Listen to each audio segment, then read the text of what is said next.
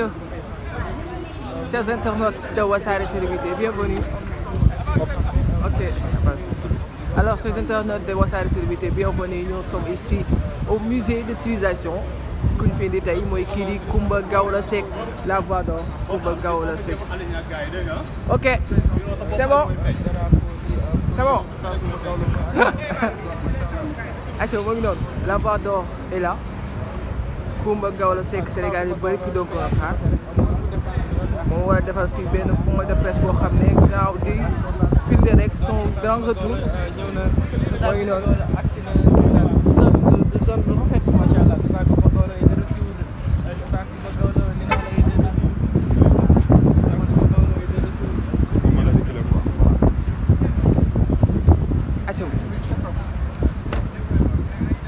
Chers internautes de Wassare Célébrité, comme ni ma koy waxoon sànq Coumba Gawlo moo ngi noonu agsi na moo ngi noonu si ginnaaw oto bi ñu koy préparé pour mu génn gannaaw bu mu defee absence bu bëree bari mun nañ wax ni bu matul 3 ans wala 4 ans sax mën na ko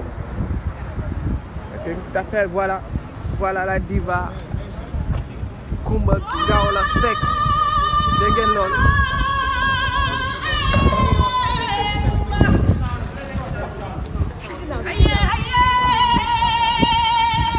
gaay gis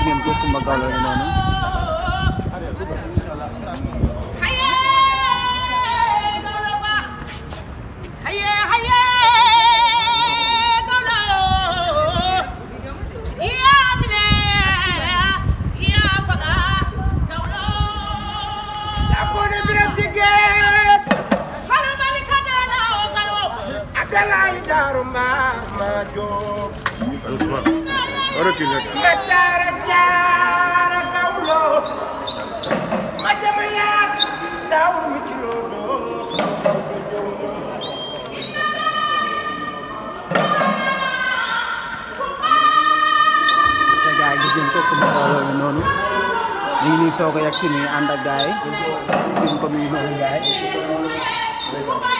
te gaay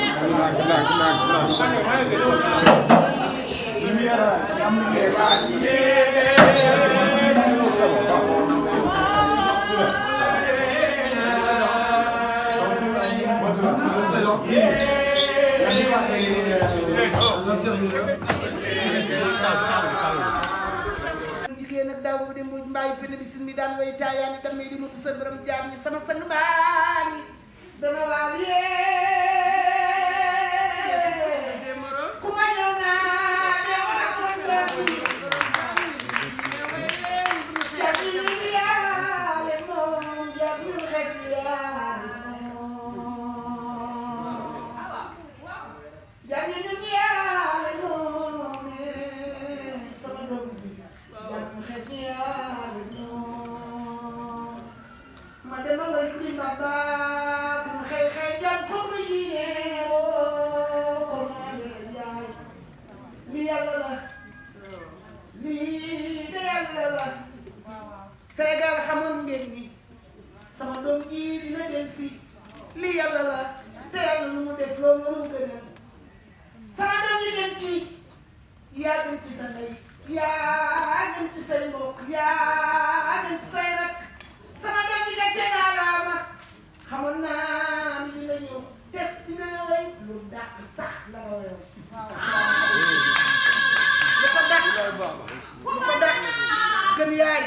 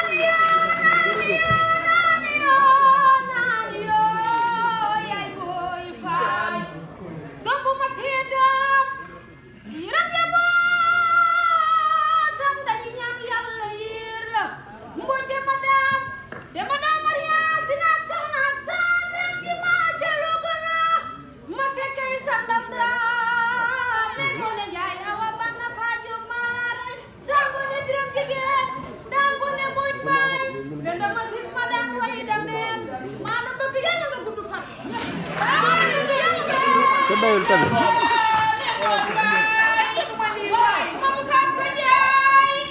Kan la. Bukan